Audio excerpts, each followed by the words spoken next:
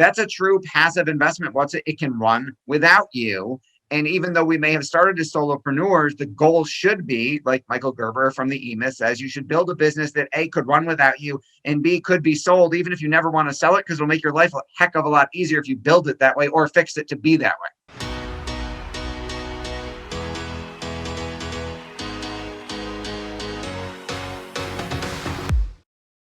I started getting a few restaurant clients, and then I met this restaurant consultant, and he said, if you want to know a restaurant has their stuff together, ask them what their food cost is. And if they tell you it's 22 point something or 19 point whatever, then you know they got their game on. If they go, oh, it's kind of around here, then you know it's a mess. So I go into this restaurant, they want me to do marketing. I ask them the food question, and they say, oh, and I'm like, okay, we have to break down your menu, how much profit you have. And they got so mad at me. They're like, what are you doing? We want you to run ads. We want more people to come in here. Come to find out, because I asked those right questions, every menu item was losing them money. Every single one. And so it was like they were giving money away and saying, what would you like to eat? And then they were going and making it themselves. So, it's like that as a marketer. If we know we're good at if I would have drove traffic into their restaurant, I would have just closed them faster. Yeah, I was going to say, you're just going to help them lose money faster. And be done, closed. They didn't know their numbers. That's the problem. That is a big problem. It goes back to the systems, and then as far as like the staff, this is a big thing that I find a lot of my clients have, and people bring up all the time. It's like, okay, great. I've got this good business going. Like you said, you know how to do it. And then you're like, no one could do it like me. And then if they start to overcome that, they're like, yeah, there are other people, or I can train them. Then they get bogged down in, oh my gosh, I'm spending so much time building the systems like you're talking about, or training the folks. So how did you compartmentalize that? Because I suppose from the way it sounds in the story, maybe I shouldn't presuppose that you were still building your business while you were doing this in the background, because you already had that revenue coming in, right? You didn't like close everything and say, we're closed until we build this new ride and then we're going to open it. So how did you manage the transition from having, keeping the business going while you're building all these new things? How did you do that? That's a great question. Yes, we literally learned to build and finish building and fly the airplane while we were in the air. Yes, that is an absolutely correct analogy. So no, we didn't close and say, let us figure it out first. We had to pay the bills. We had people paying us. So we kind of did, it was a big mess. We kind of did two things at once. We did the old way that wasn't working all of the time, but worked some of the time, while frantically building the new thing. We built it for one service. The guy who taught me this said, and who had this said, give me the service that's giving you the biggest headaches, the biggest problems right now. I said, oh, that's easy. I know exactly what that is. And he said, okay, we're going to build it out for that service. We're going to test it. Your team's going to run it without you doing a thing. We're going to make sure that it works.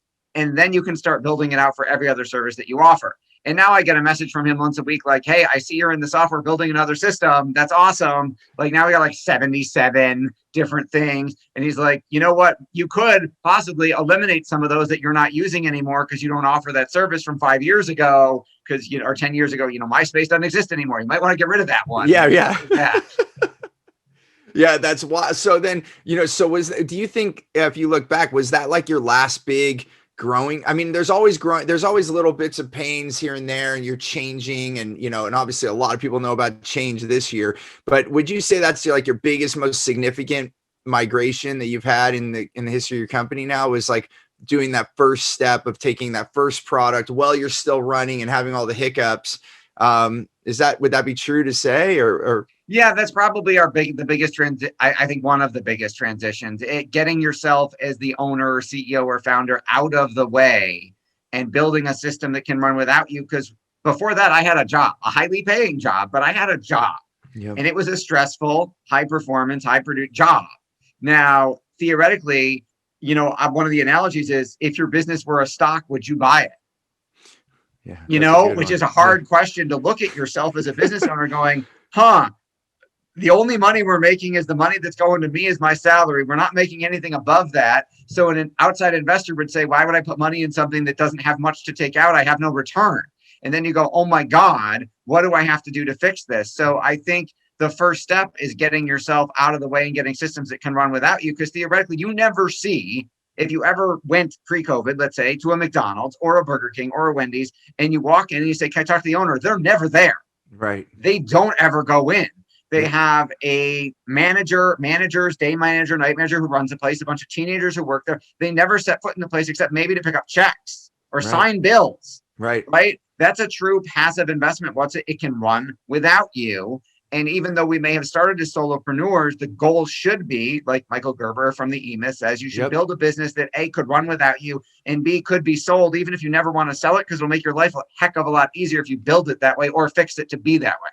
You just nailed the point. Like often people, when they come to me, because I'm this more business, more life guy, they're like, I built this business. I'm on a treadmill. I can't get off. And so this is the same. This is awesome. The conversation we're doing, because these are the problems that we solve.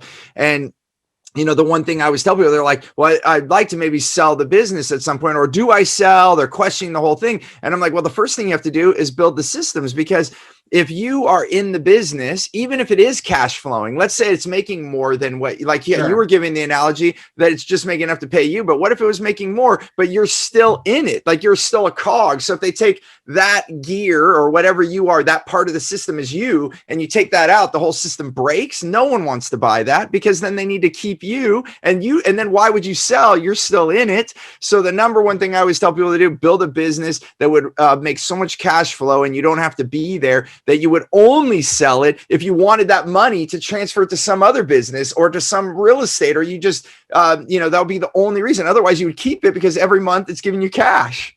Right, because theoretically, if you could take yourself completely out of the picture, you don't need to sell unless you need a liquidity event. That's because correct. you could just you could consider yourself the passive investor in your own business if you don't have to work in it.